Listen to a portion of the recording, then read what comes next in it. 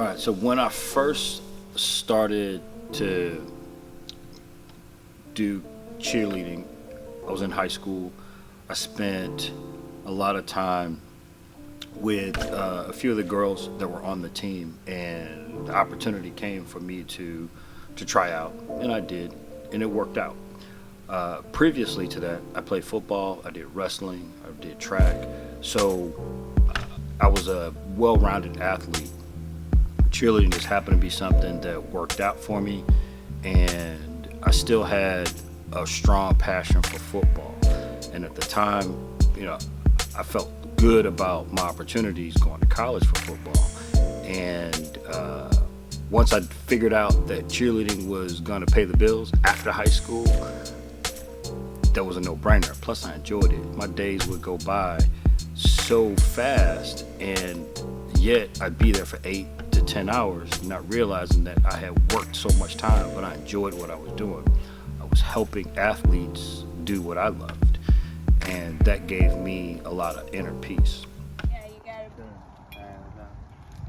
Hopefully this. Are we all getting this on these phones? Yes, sir. Shut up, bird. Well, maybe Enough people are getting it. I'll get it. maybe you can work it into the. Smash it in the dumpster. Just go ahead, clean it. Christian D, Silent Fury Fitness, Tumbling, and Cheer. During that time, I met my wife, and ironically, when I first met her, I didn't realize that I had seen her before, and we were talking about different experiences in high school, and I realized I saw her as a dancer at a dance competition, and I happened to be there watching my, at the time, girlfriend on her team. So we talked about those things, and the connection with cheerleading and dance became one of those things that worked out for us. It was kind of like it was meant to be. I put some thought into it and realized that I wanted to be a career coach. So once we decided to put the energy into coaching, everything else fell to the side. Yeah. And so he comes over, and Angelo's like, this is amazing, this is exactly what I needed. And he goes, I have a handful of parents that are standing behind me, and they're ready to go. And these are his words. He said, well, you're taking a risk on them, and I'm going to take a risk on you. Oh. And they did this deal with a handshake. I'm crying, you're crying. They sealed this with a handshake. And he Wow. goes, I'll do it. Oh. And I would tease Angelo, because if you look outside, there's like some donuts on the ground. Where he was I thought that was you. When the man said you could come, I know that was him. He goes, it probably wasn't. But I'm just saying, like, because he's just been so excited about this, and I mean, the whole family's been like, oh, Angelo, I don't know. We were discouraged. Yeah. We were really discouraged, January, February. I can tell in his text message, he's like, I'm trying. We were very discouraged. We eventually had our first child, Nick, and things got real. I had to get a real job. I started to do other things that made me focus on career, but it still fell back to me wanting to open up and own my own gym.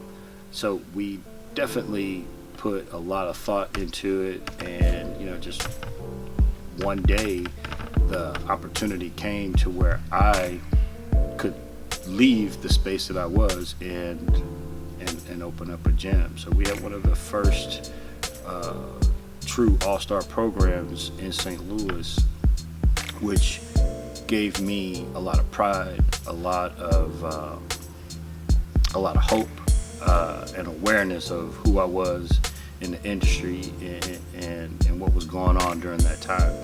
So it was definitely an interesting process, because at that time cheerleading wasn't the mega sport that it is now. It was a fringe sport. It was out, people were still doing mainstream football, basketball. Gymnastics was definitely a part of everything, as far as just, you know, a go-to sport, but cheerleading was just kind of an offshoot of that. So, and also dance was another thing. But, you know, once we figured out how we were going to go about it, it was definitely an easy transition.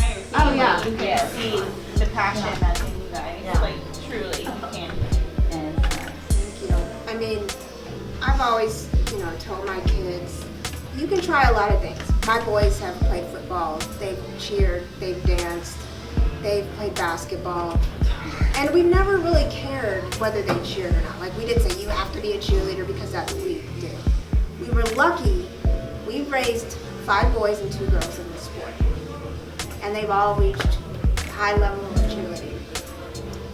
But we've always told them, do something that is in your heart, that at the end of the day, you can say, I did it, I was damn good at it, and I loved it. Yeah. It was hard, and it kicked my butt some days. Yeah.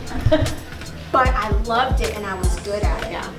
And I can pretty much say all my kids, I think, have a spot in their heart for cheer. For sure. And you learned so much from being in this sport. It's not tennis, it's not gymnastics, where it's all on yourself and it's self-gratification and all these different things. You know, you've got to show up for that team just like you expect for them to show up. It's life lessons. Yes, for sure. For sure. Cheer is life lessons. Yeah. Oh, for sure. We're getting ready to get the first set of carpet bonded foam so we can get the gym in order.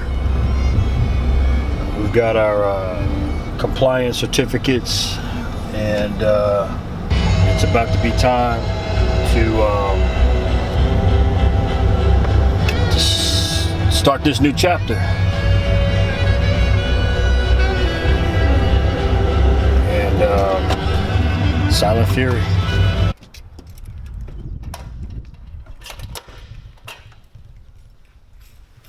How would you describe Dad as a coach?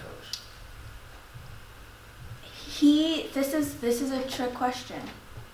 This is a trick question because he's not like your standard coach.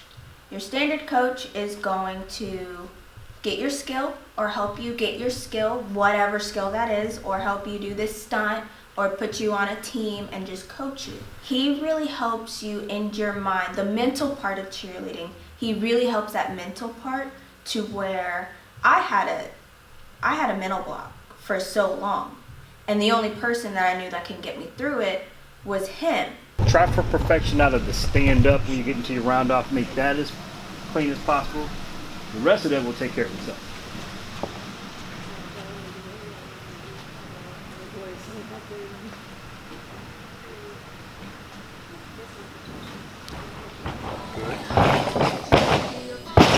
Okay, so you feel how you got to the top and threw your head back? Yeah, felt like it. Yeah. Not because I knew that he would catch me or anything like that.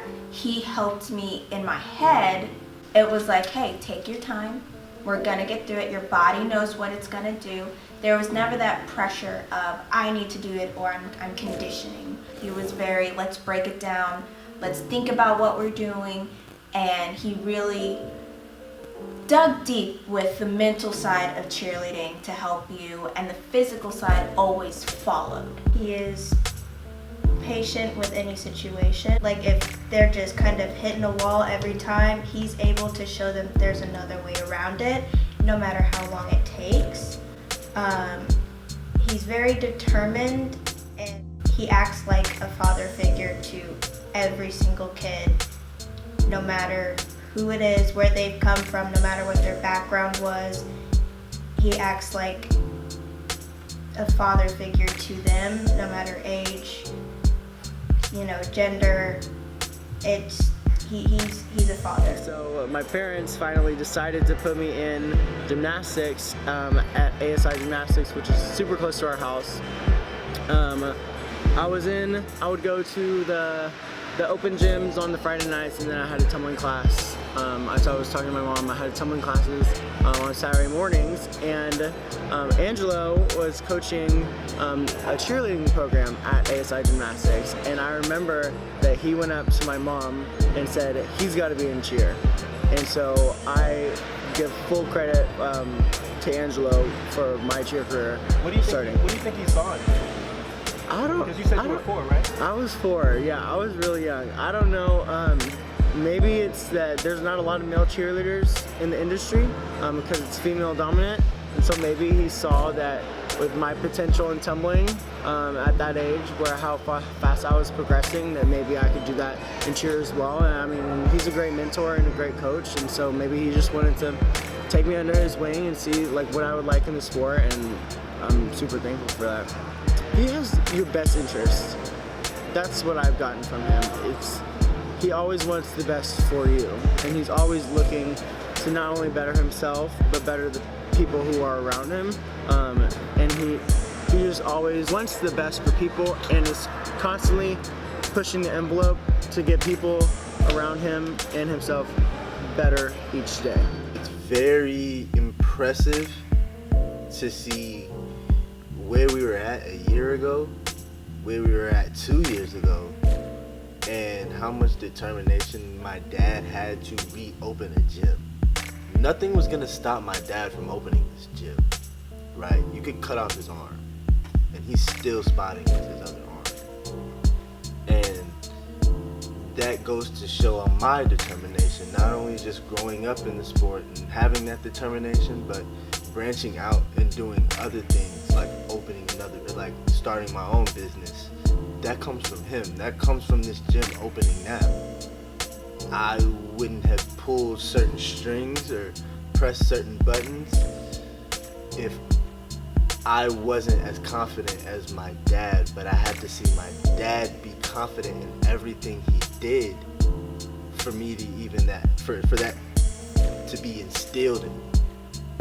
I'm learning from this. This gym for me right now is a great outside perspective of what I was living in, what I grew up in. Because I've never seen my parents work so hard. I've never consciously seen my parents work hard and me not be involved within the cheer industry, within their own gym. I don't get to see them during the day now.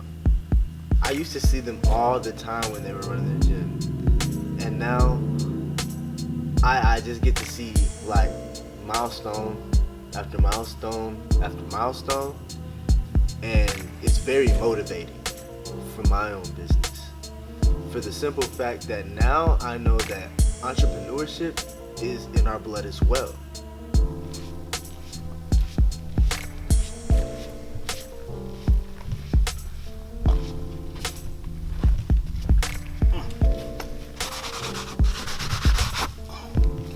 Still got a lot of mopping to do.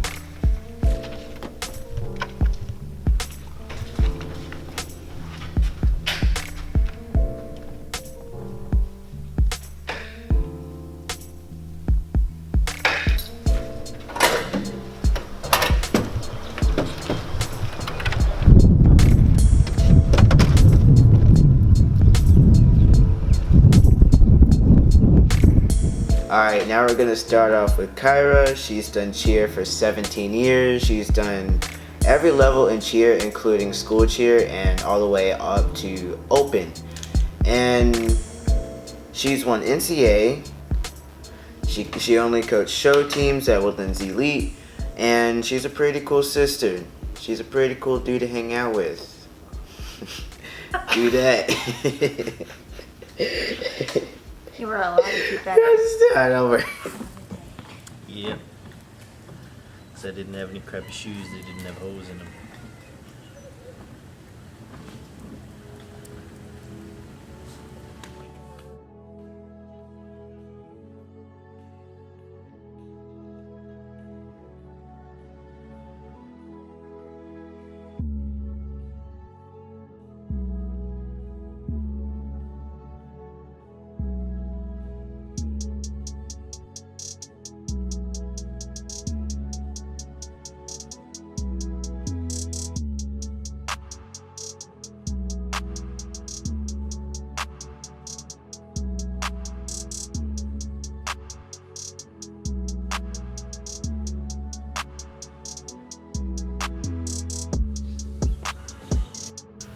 impressions of the whole cheer world community, I don't know if I had certain impressions. It was something we were born into, something I was born into.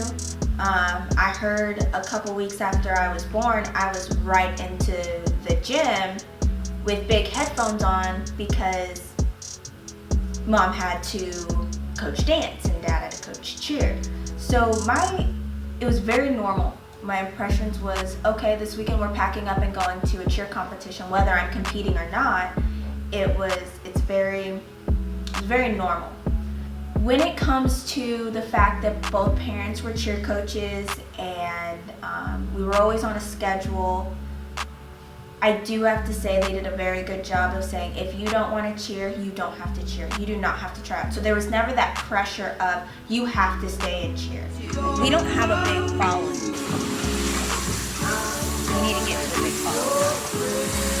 You're doing so good. Thank you. My mom likes it. Oh no. Here's the greatest thing. They even fall to being covered.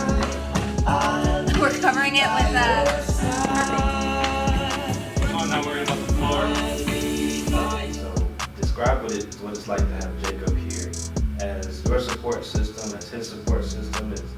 I think that it helped a lot because with him working here and me working here, it's one of those things that you kind of have to keep work at work and home at home. He has to communicate with them as his bosses, and I have to communicate with them as my bosses to get stuff done. And you have to be mentally mature enough to separate, hey, you need to communicate that with them. I'm not your messenger, he's not my messenger. It can't be any of that. If he has questions or anything, he has to go to them, and you just kind of, it's fun having him here. He's right out here painting.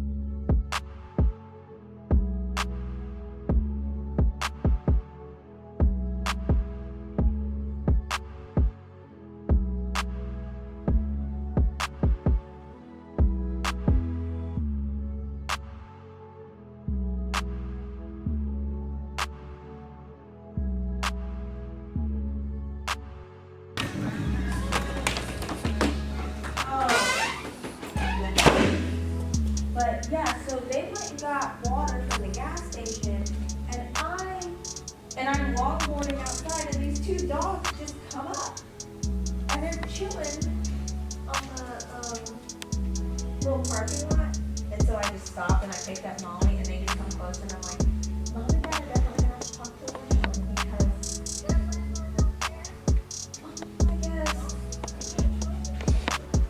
I guess, but you don't want kids coming up. They were in, and they didn't care. They didn't care at all. They came up and smelled me. The one with the blue eye came up and smelled my leg, and I pet it, and I was like, okay, go away.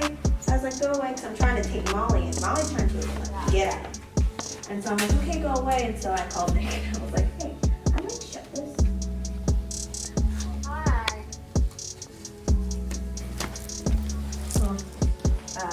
Yeah, just wanted to make sure we were doing the correct walls first before we did paint other places. Okay, I'll watch Roman's video. Alright, Bye. I would go from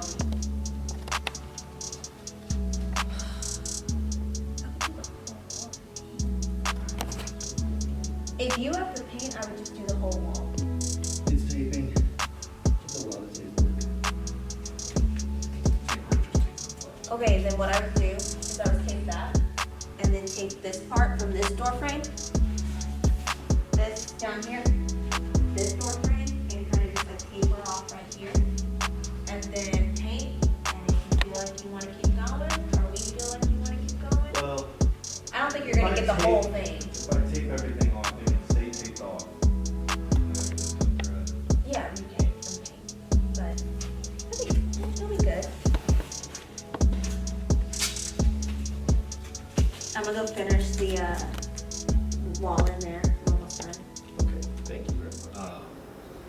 You know, so we're a quarter of the way there, which I don't think it'll be too far, because what we need to do is put up a big post, say, hey, we're signing up teams now. I was on track of doing that and making a flyer. The only problem is there was no information to put on there. Right. All I could really put is Silent Fury has teams. Yeah. We aren't doing a tryout day. We aren't doing tryout sessions like all these other gyms are doing. We're doing a private tryout, which is hard because if there's not a day that people can just go, if they have to do the extra work of talking to you and scheduling it, I think that's where the lazy part comes in. And that's where some of this is going to change a little bit based on what we were deciding. Could we choose I guess maybe like 3 days and make it it's not necessarily like a tryout day, but they can still do private tryouts and you just have the time blocked and we have 3 coaches. You can take a kid, I can take a kid, you can take a kid, and just kind of cycle them through like that. I mean, they come and do a session. Yeah, But- and it's technically still a private tryout, but See, they my have thing a is- day. Only thing is, I don't want to call it a tryout. We're just going to do it. Well, no, I mean, we can call it whatever we want. We can have a just saying fun the different name for it. process. I just think The just process saying, and to get a day. That the way they're private not- part where they have to reach out and make the schedule is hard for them, because with any other gym, they're like, hey, these are our days. Come in and tell me what level you are, and we'll look at you like, and put you on a team. They just come during those times. If you make it look, or you can still use the uniform fabric, but cut it to where it's a jogger, I feel like that'd be a lot more comfortable for the boys, first You're off. also not tripping over your pants. They fit. Yeah, and they're up a little bit. I'm not sure I about think that. I mean, I think it'd be a good little start. I don't think that would. But they won't look tight. They won't be too baggy. It'd be comfortable. On someone that's working out, have you looked at a pair of joggers? We can look at it and decide, but I don't. Also, it'll Plus- make us stand. Why are we We'd about to stand- be yeah. like everybody else? Show me some pictures. Find some pictures. And There's no one doing it. No one's doing That's that. what she's That's saying. what I'm saying. Can we do joggers? Because no one's doing joggers. Everyone's having these boys wear these tight, legging-looking pants, or just too baggy. Like Roman's had to be hemmed because they were just too baggy. They were going under his shoe. Joggers, on the other hand, can stay. I really like the road runners for the babies. Oh, me and Mom had a little joke. We said, how about we call them the dodo birds? No! We're not doing that. But we said that would be hilarious. I mean, the dodo birds. They're just kind of like, oh. Do I go here to my spot? I like dodos. No, I did like that for the little ones. They're just like the little feet. They just Talons? No. No. Raptors. You've got Thunderbird, Firebirds, So wait, are we still sticking? Phoenix for the oldest team, and right now that's a junior too. Silverhawks, Redbirds, Bluebirds, Cardinals. Why not Cardinal? Silent Fury Cardinals. When you say it all the way, Cardinals. when you say it all the way through, that does sound Give it up for the Silent Fury Cardinals. That's really bad that you have to think about the announcer when you come up with a team name. Level 2 is Phoenix. Phoenix. Level 2 is the Phoenix. Yeah, like the junior 2. The youth 1, 2, I don't care which one it is, 1 or 2 can be Cardinals, and then the tinies can be Roadrunners. Alright, and now we got Kennedy. There's so much to say about her. She started cheering when she was 2 years old. She won Worlds 2019 with Midnight. She's won majors twice. She's won NCAA 4 times, and she has been called the punch girl in her routine. And people will come up to my sisters, "Are you the punch girl?" When they're like, "No, it's my sister." "Oh, it's the blue punch girl." And she is. My earliest memory would have to be at ASI on Angels, which is kind of odd because I think I was only like 3, and usually you don't go all the way back to a 3-year-old's mind. But I remember a balcony and stuff like that. I remember the giant pit. I remember my dad, coaching me. And look at Kennedy. Kennedy is, it's no secret. Everybody says it. I've said it out loud. But, Kennedy becomes that girl that every dad or every parent says, "Okay, do you have a favorite?" I'm like, yeah, Kennedy, that's my chip. That's the chip off the block.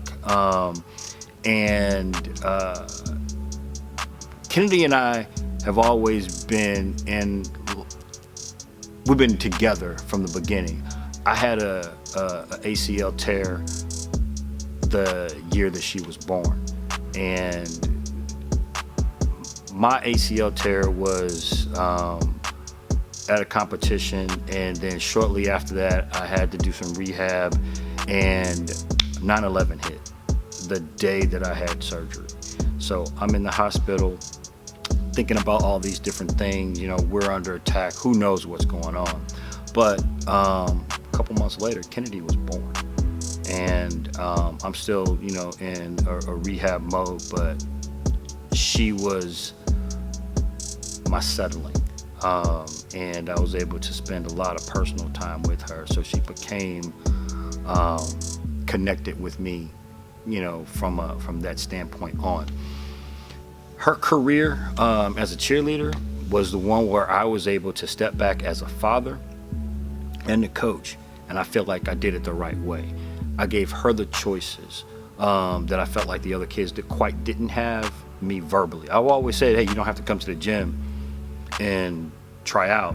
But I think Kennedy really, truly had that option, and it was no pressure. She could take it or leave it. And I felt good about that. So she was the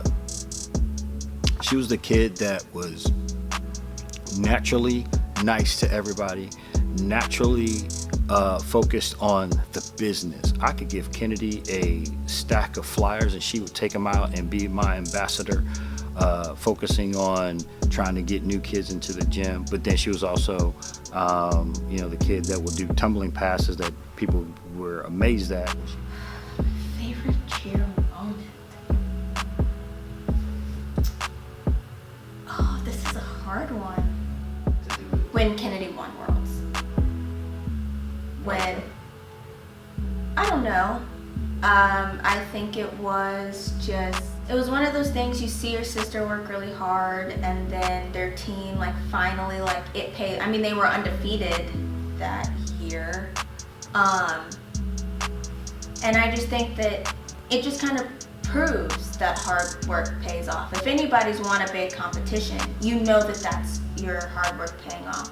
I wish I could say I did, but I didn't even win NCAA. I did win NCAA as a coach, but it does count. I do have a jacket hanging in my closet, but it just really shows that hard work pays off, and putting up with the different aspects other than the physical part of learning how to tumble, how to stunt, and put a routine together. It's the other mental aspects of other people being lazy, or people not showing up for practice, or just the toll it takes on your body from doing so many routines and practicing late nights, and you're practicing a full week up until Worlds. So I think that it shows that it paid off, and that would be my favorite moment was when Kennedy won Worlds. Kennedy or woman? Oh my god! Are they gonna get offended? No, I won't let them. Well, Kennedy's my girl. We go back. Right. And I love Kennedy. I'm gonna say Roman because right now he's double teaming. He's on a junior team and he's on the world's team, and I can relate to that because I competed at Summit and I competed at Worlds on Spirit. So I'm gonna say Roman just because I can relate to him a little bit more.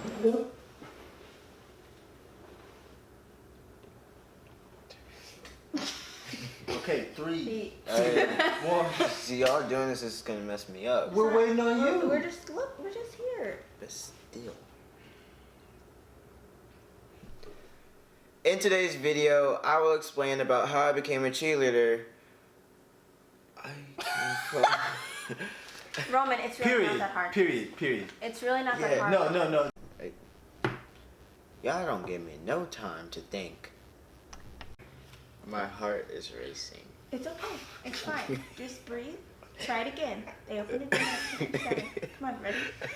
Roman is probably, I'm going to say, the best athlete out of all of us, with context. Let me break it down for a second. His talent is a little bit unreal for a 14-year-old right now. I am going to say that. And yes, there are these amazing tumblers. I am not discrediting any of the amazing tumblers and amazing athletes in the cheer world. But for someone that can be thrown on a team, for someone that can not only tumble but stunt and keep up a stunt, and then be also their motivator, but he's not an obnoxious motivator. He just kind of gets his work done, and but yeah, I think he just kind of got a little bit of all of us as cheerleaders, and it made him be the best cheerleader because he's able to see the best things and the worst things, and he can kind of navigate through that. Only because he has gone from nothing to everything, and it just feels like it happened like so fast. Like, I remember when he was at Pro Spirit and just got his back tuck and fell on his face.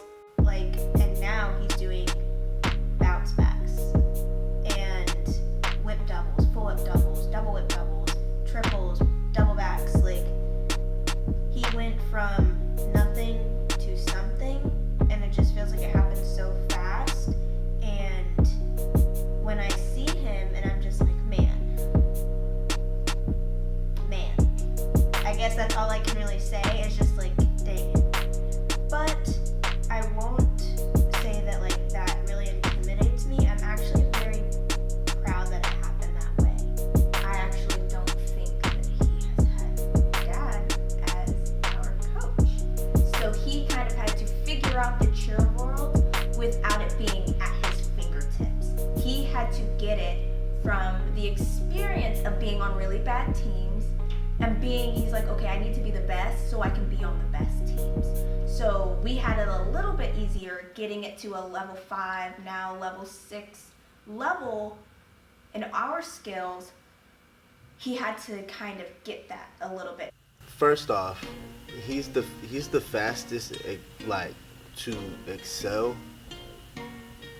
in our family, just period. And I kind of saw it coming even before he went to Pro Spirit in Viper.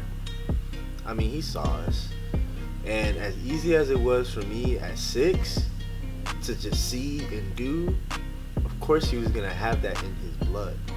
So when he went about it, it was almost like we expected it. When he was bounding with me at like the age of like 7, I knew it. I wanted to deny it. I mean, but it was almost like a playful deny. But I'm never gonna not be proud at how hard he pushes himself unconsciously. And I say that because I had to push myself consciously. I had to work myself up to do certain things, you know. Not saying I wouldn't do them. Oh, I would do them. But Roman's landing me. Roman has never ceases to amaze me.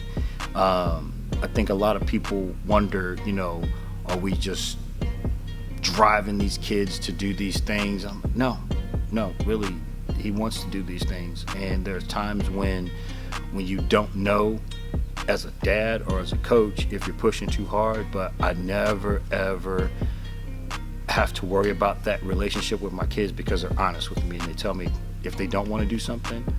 I said, as long as it's the right time of the season, yeah, you can back out. You know, Roman has always stepped up to the plate and did what he needed to do. So early on, getting there, I thought he was going to be my late bloomer.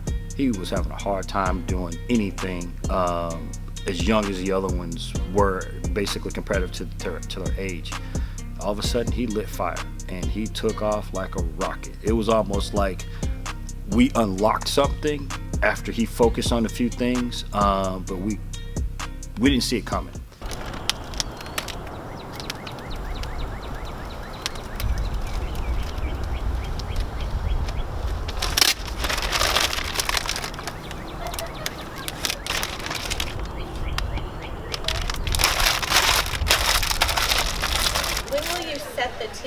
Like, when will you? ASAP. Okay.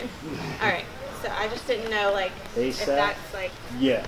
For, like, at the end of the. So probably after this week and next week, and we're gonna have a team evaluation. So anybody that did not commit to the team, that will not get all the perks that you guys are going to be getting over the summer. Those kids will be signing up or coming in on the 29th. So that'll go out probably tomorrow or the next day in a post. We'll do sign-ups for the additional kids to fill in gaps.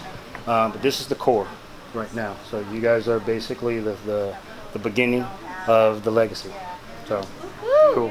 I'm going to do my best to make sure that the kids understand when they're injured, let me know. If there's a problem that keeps happening, let mom and dad know.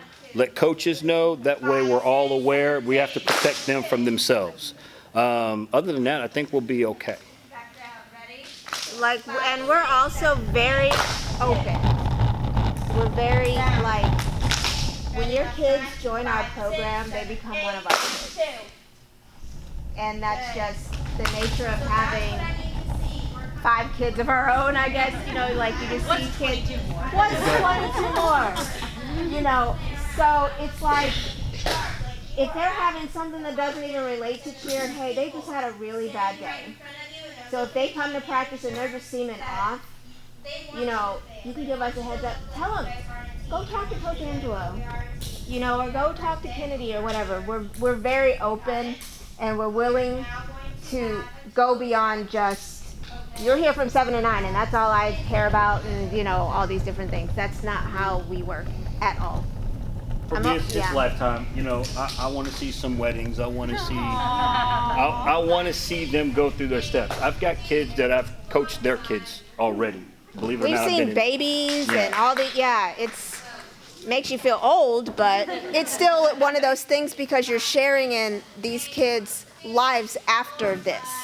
There's so much more life after this, you know, and to be that close with a kid that they call you when they have questions or oh my gosh, to see your kids grow up and be cheer coaches or own cheer gyms, that has happened before.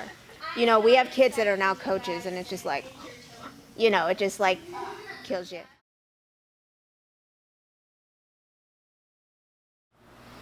Oh, you gotta ask that question. All right, I'm gonna try not to get teared up here.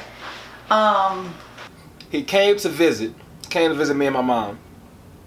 And at this point, I was just loving life because I was able to do something I love to do every single day, going to the basketball court, playing basketball every day. I was good. He was like, hey, hey, I got this thing going on. I'm doing this cheerleading thing. And I'm like, cheerleading? Had I not had cheer, had I not had Cheer Express, I don't think I would be even remotely where I am today. I don't know if your parents know how impactful that they were on so many of us. Everything that they did made me who I am today.